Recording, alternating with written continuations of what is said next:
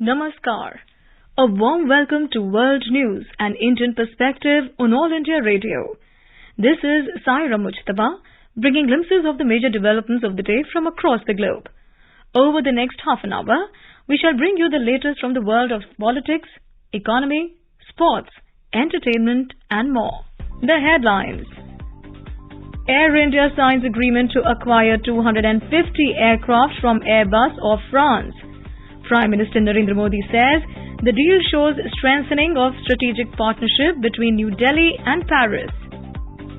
India's Defence Minister Rajnath Singh says government working on blueprint for indigenous manufacturing of aero engines to provide a fillip to the aerospace sector. India's Foreign Secretary completes two-day official visit to Nepal, holds talks with President and Prime Minister on various areas of multifaceted cooperation between India and Nepal.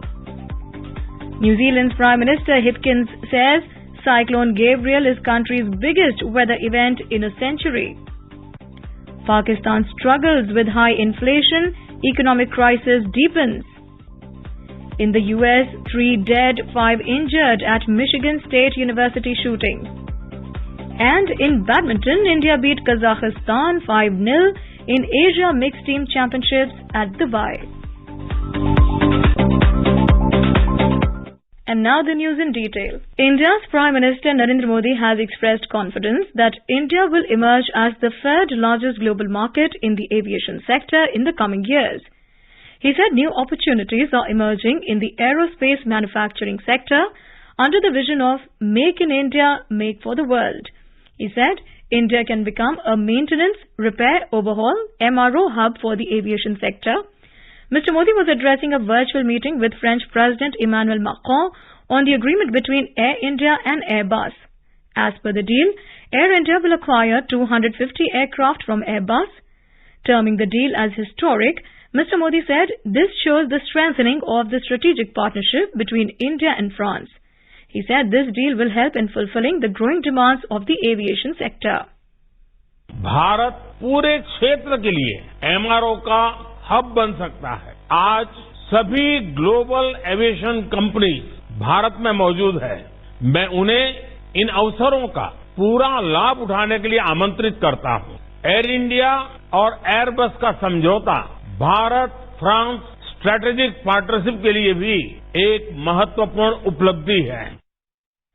The Prime Minister said civil aviation is playing an instrumental role in the growth of the country. He said the Indian aviation sector will need more than 2,000 aircraft in the next 15 years. On the India-France relationship, the Prime Minister said both the countries are significantly contributing on various issues, including security and stability in the Indo-Pacific region, global food and health security. International order और multilateral system की स्थिरता और संतुलन सुनिश्चित करने में Bharat France भागीदारी प्रत्यक्ष भूमिका निभा रही है। French President Emmanuel Macron thanked India for offering Paris an opportunity for forging strategic partnership in the aerospace sector. He said France has achieved so much with India in various sectors, including space, cyber, defense, and energy transition. Thank you very much for offering us the opportunity to celebrate this strategic partnership in the aerospace sector. This achievement shows that Airbus and all its French partners, including Safran, are fully dedicated to develop new areas of cooperation with India, and we've achieved so much with India. Describing the Air India and Airbus agreement as historic, US President Joe Biden said the purchase will support over 1 million American jobs across 44 states. India's Defence Minister Rajnath Singh on Tuesday said that indigenous manufacturing of aero engines is the need of the hour for the aerospace sector to achieve complete self-reliance. He was addressing the DRDO seminar at Aero India 2023 in Bengaluru. Mr. Singh said his ministry is working on the details of indigenous manufacturing of aero engines to provide a new fillip to the aerospace sector. The minister stated that India is entering the Amrit Kal and it is time to ensure that Indian aircraft fly with indigenously made engines. He stressed the need to focus on indigenous design and development of essential weapon systems. He exuded confidence that DRDO will soon make quick progress in that direction and add to the list of its achievements that include Prithvi, Akash and Agni missiles. Speaking at the inaugural session of the seminar on sustenance in MRO and obsolescence mitigation, OP capability enhancers in aerospace domain, the Defence Minister emphasized the need for MRO services to safeguard India's defence equipment and systems and protect defence forces. On the sidelines of Aero India, Mr. Rajnath Singh met Deputy Defence Minister of the Maldives, Hassan Jamil, Algeria's Secretary General of Ministry of National Defence, Mohamed Saleh Bevincha, and Italian Minister of State for Defence, Matteo Perego di Cremnago. Former Vice Air Marshal Manmohan Bahadur said, the ongoing Aero India assumes strategic importance against the backdrop of growing ties between India, the US and the UK. Talking to AIR News, he said, it provides an ideal platform to display the most advanced, lethal and interoperable aircraft. He said both US and UK displayed aircraft with advanced avionics. The Americans have brought their F-35, which to my understanding is just for a demonstration. It is for the F-21, which is nothing else but a little more modern F-16 that they would be making a pitch. Now, whether the government of India F-21 or does not is something which is a holistic view and would actually go against the grain of being self-reliant. The British will also be there, and so would be the other manufacturers for the 114 fighter aircraft contract, which has been in the air for a very long time. In today's Hotspot section, we bring you a news commentary on Aero India 2023, a runway to a billion opportunities. Prime Minister Narendra Modi inaugurated the 14th edition of Asia's largest aero show, Aero India 2023, in Bengaluru, Karnataka on February the 13th, 2023. Speaking on the occasion, the Prime Minister said, Aero India is an example of the expanding capabilities of India. The presence of around 100 nations here shows that the trust of the world in India has increased. More than 700 exhibitors from India and the world are participating. It has broken all the past records. The event on the theme, The Runway to a Billion Opportunities, will radiate the rise of a strong and self-reliant new India by displaying India's growth in aerospace and defense capabilities. The focus will be on showcasing indigenous equipment, technologies and forging partnerships with foreign companies in line with Make in India, Make for the World vision for a secure and prosperous future. The Aero India 2023 is being organized at Air Force Station Yelahanka in an area of 35,000 square meters. The event, the biggest ever till date, would witness the participation of 98 countries. Defense ministers of 32 countries, air chiefs of 29 countries and 73 CEOs of global and Indian OEMs are expected to attend the event. 809 defense companies, including MSMEs and startups, will showcase the advancement in niche technologies and the growth in aerospace and defense sector. The major exhibitors include Airbus, Boeing, Dassault Aviation, Lockheed Martin, Israel Aerospace Industry, BrahMos Aerospace, Army Aviation, HC Robotics, SAAB, Safran, Rolls-Royce, Larsen & Toubro, Bharat Forge Limited, Hindustan Aeronautics Limited, Bharat Electronics Limited, Bharat Dynamics Limited and BEML Limited. About 5 lakh visitors are expected to attend the event physically and many millions more will connect through television and internet. Aero India 2023 will showcase design leadership, growth in unmanned aerial vehicles sector, defense space and futuristic technologies. The event aims to promote export of indigenous air platforms like Light Combat Aircraft LCA Tejas, HTT-40, Dornier Light Utility Helicopter, Light Combat Helicopter and Advanced Light Helicopter. It will integrate domestic MSMEs and startups in global supply chain and attract foreign investments, including the partnerships for co-development and co-production. India 2023 will provide a renewed thrust to the government's efforts to create a vibrant and world-class domestic defense industry in order to achieve the goal Atmanirbharta in defense as well as overall development of the nation. A strong and self-reliant defense sector will play a pivotal role in helping India emerge as one of the top 3 world economies in the times to come. Achievements in the defense sector provide wide spin-off benefits to the Indian economy. The technologies developed in the field are equally useful for civilian purposes. In addition, a temperament towards science and technology and innovation is created in society which helps in the overall development of the nation, he said. The Raksha Mantri will host Defence Ministers' Conclave on the 14th of February. Defence Ministers of friendly foreign countries will participate in the meeting, which has been organised on the theme Shared Prosperity Through Enhanced Engagements in Defence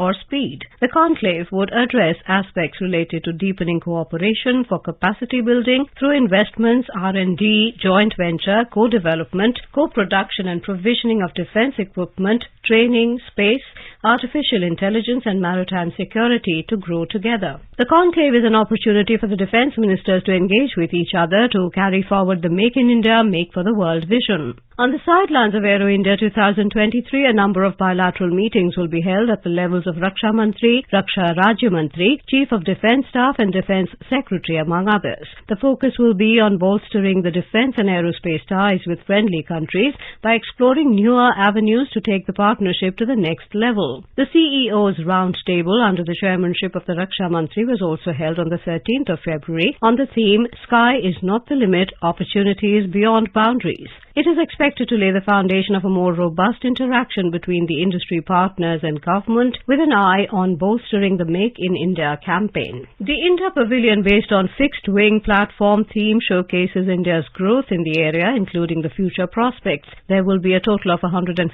companies displaying 227 products. It will further showcase the growth of India in developing an ecosystem for fixed-wing platform, which includes the demonstrating of various structural modules, simulators and systems of LCA Tejas aircraft being produced by private partners. There will also be a section for defence, space, new technologies and a UAV section which will give an insight about the growth of India in each sector.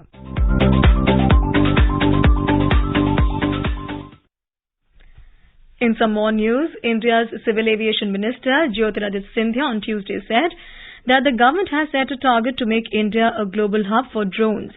He said Prime Minister Narendra Modi has been determined that India can no longer be a follower and it must be a leader in unexplored areas of the world.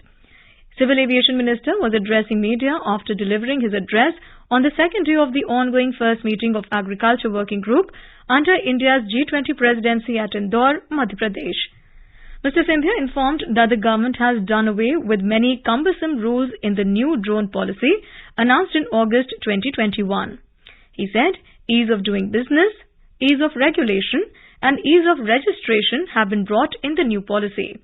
Mr. Scindia added that with an aim to promote the drone industry, the government has also introduced Production-Linked Incentive or PLI scheme and a number of companies have come for registration under it.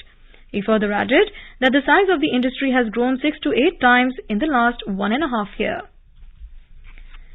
India's External Affairs Minister Dr. S. Jaishankar has reached Fiji to attend the 12th World Hindi Conference, which will begin from Wednesday. In a tweet, Dr. Jaishankar said he is looking forward to meet Hindi enthusiasts from all over the world. The conference will be co-hosted by the governments of India and Fiji. This is Dr. Jaishankar's first visit to Fiji. Dr. S. Jaishankar will also visit Sydney in Australia on the 18th of this month. This will be his third visit to Australia since February last year, when he first visited Australia as the External Affairs Minister. He will have meetings with the leadership of Australia in Sydney. India's Health Minister Mansukh Mandavia on Tuesday said that India is providing assistance to earthquake-hit Syria and Turkey in the spirit of its age-old tradition of Vasudhaiv Kutumbakam. Highlighting the efforts made, the ministry said that emergency relief materials comprising life-saving medicines, protective items and critical care equipment were arranged and promptly dispatched to both the countries. It said that under Operation Dost, the consignment consisted of 5,945 tons of emergency relief material, including 27 life-saving medicines, were arranged within 12 hours of the first 2 earthquakes. Later on, the 10th of February, 2 bigger consignments consisting 72 critical care drugs for Syria and 14 types of medical and critical care equipment for Turkey were dispatched. India's Foreign Secretary Vinay Quatra completed his 2-day official visit to Nepal at the invitation of the Foreign Secretary of Nepal, Mr. Bharat Raj Paudyal. During his 2-day visit, Foreign Secretary Quatra called on the President of Nepal, Ms. Vidya Devi Bhandari, Prime Minister of Nepal, Mr. Pushpa Kamal Dahal Prachand, and Foreign Minister of Nepal, Dr. Bimla Rai Paudyal, along with meeting other senior members of the government of Nepal and other leaders. Our Kathmandu correspondent reports that the talks held between the two foreign secretaries covered wide-ranging discussions on various areas of the multifaceted cooperation between India and Nepal, including development partnership, energy cooperation, trade and economic cooperation, institutional engagements, and people-to-people ties. The two-day official visit of Foreign Secretary of India Vinay Quatra to Kathmandu is in tradition of high-level exchanges between the two countries. The foreign secretaries of both the countries reviewed the progress in the areas of cross-border connectivity, hydropower cooperation, culture, trade and commerce. On railway connectivity, both sides agreed for the early completion and operationalization of the remaining sections of the Jayanagar-Kurtha, Bijalpur-Bardibas and the Jogbani-Biratnagar rail links. They committed to take further steps on the proposed Raxaul-Kathmandu rail link. The two sides appreciated the progress made in the energy cooperation last year, wherein Nepal is now able to export 452.6 megawatt power to India, creating additional sources of revenue for Nepal and energy for India. The Nepali side also appreciated the special provision made for Nepal in the export of sugar, wheat and paddy by India so as to ensure smooth supply of agricultural product to Nepal during the times of global uncertainties.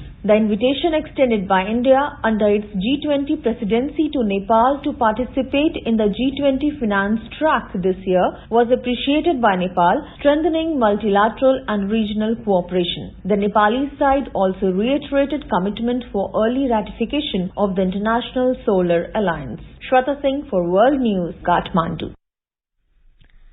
Foreign Secretary Vinay Quatra will be on a two-day visit to Bangladesh from the 15th to the 16th of February. During the visit, Mr. Quatra and his Bangladesh counterpart will review the entire range of bilateral relationship, including political and security cooperation, water, trade and investment, power and energy. The visit to Bangladesh is keeping in line with the highest priority according to India's Neighbourhood First policy. Bangladesh is India's topmost development partner and its largest trade partner in the region. Foreign Secretary's upcoming visit will further strengthen bilateral ties and impart momentum to the ongoing cooperation in diverse areas. In Sri Lanka, the Cabinet on Monday approved a proposal to provide immediate relief to the downtrodden in the island nation. The proposal provides for essential food grains of 10 kilos to 20 lakh low-income families in the month of March and April.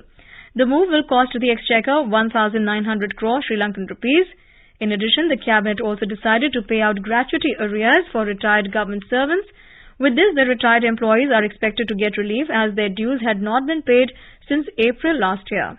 Sri Lanka had defaulted on its external debt in April 2022 as it faced its worst ever economic crisis since its independence in 1948.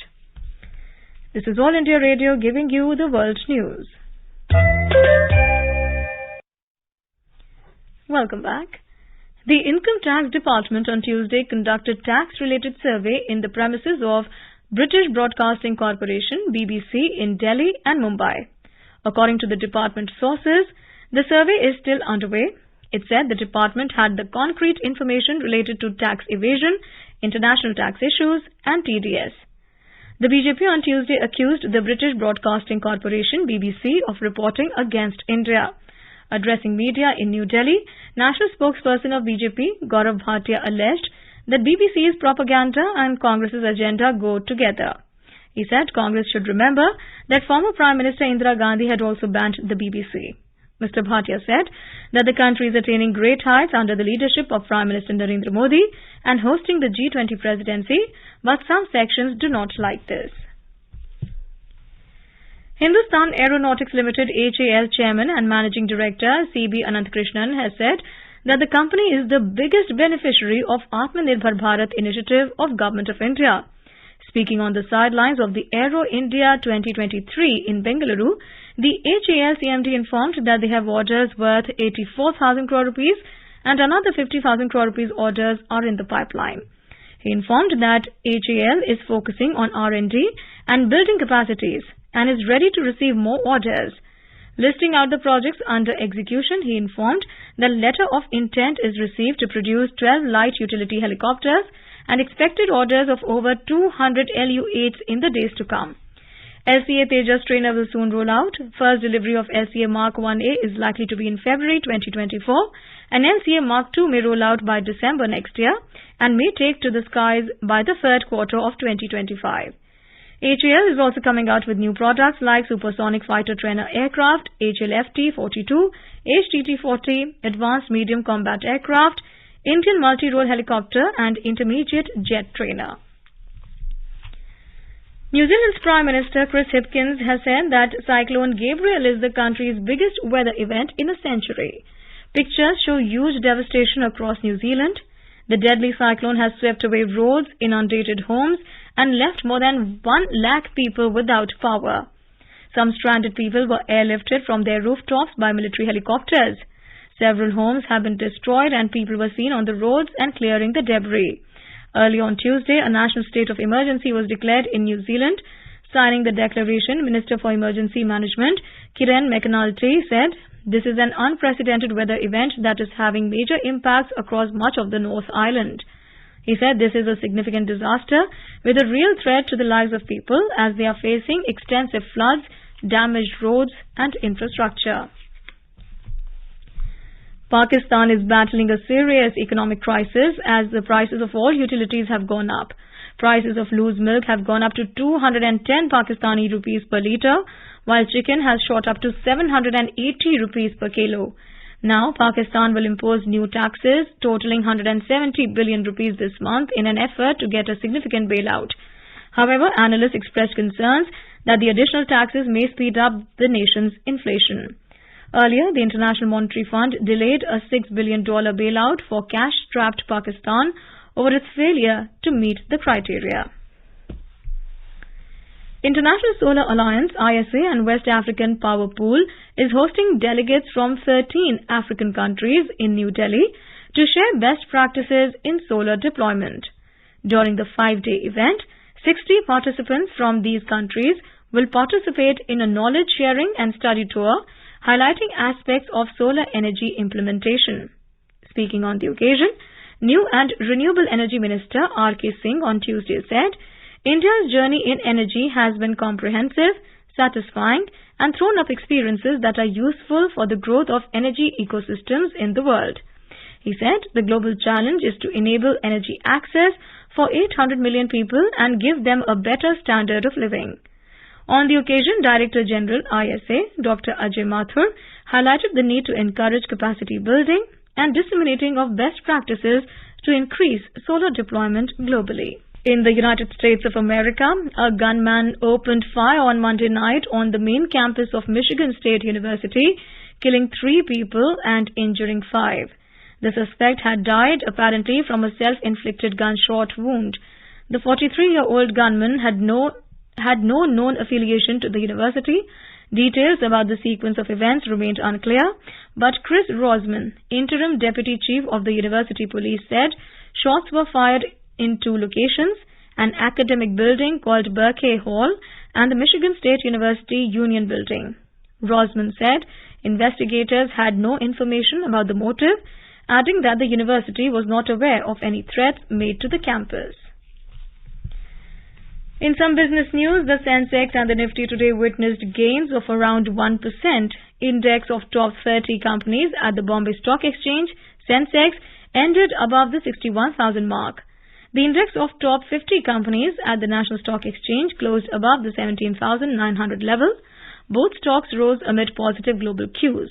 A report from the business desk. The Sensex climbed 600 points or 0.99% to finish at 61,032. The Nifty 50 also surged 159 points or 0.89% to settle at 17,930. Global stock markets edged higher, tracking a rebound in U.S. stocks ahead of a key U.S. inflation report and speeches by Federal Reserve members. Investors also welcomed appreciation in yen after Japan nominated a new central bank governor. Asian shares ended mixed. Japan's Nikkei rose 0.6%, South Korea's Kospi added 0.5%, and China's Shanghai Composite Index gained 0.3%. On the other side, Singapore's Straits Times and Hong Kong's Hang Seng, both indices declined marginally by 0.2%. European shares were up in intraday trade. Oil prices dipped after the U.S. government said it would release more crude from its strategic petroleum reserve, while traders look out for U.S. inflation data for further cues. In intraday trade, Brent crude was trading at $85.65 per barrel. Back home at the multi-commodity exchange, gold futures for April was trading at 56,800 rupees per 10 grams. Silver futures for March was trading at 66,090 rupees per kilogram when reports last came in. Rajesh Lake for World News, All India Radio. On to sports now. India registered a 5-0 win over Kazakhstan in their opening tie of Group B match at the Badminton Asia Mixed Team Championships 2023. The mixed doubles team of Ishan Bhatnagar and Tanisha Crasto got the Indian badminton team off to a winning start in the tie. The Indian duo beat Kazakhstan's Makhsus Tazibuluev and Nargiza Rakhmetulayeva 21-5, 21-11 at the Dubai Exhibition Centre in UAE. HS Pranoy then cruised past Dmitry Panarin 21-9, 21-11 in the men's singles match to extend India's lead to 2-0 in the tie. PV Sindhu, returning to the court after missing the Indonesia and Thailand Masters last month, ensured India's victory. She defeated Kazakh shuttler Kamila Smagulova 21-4, 21-12 to give the Indian badminton team an unassailable 3-0 lead in the tie.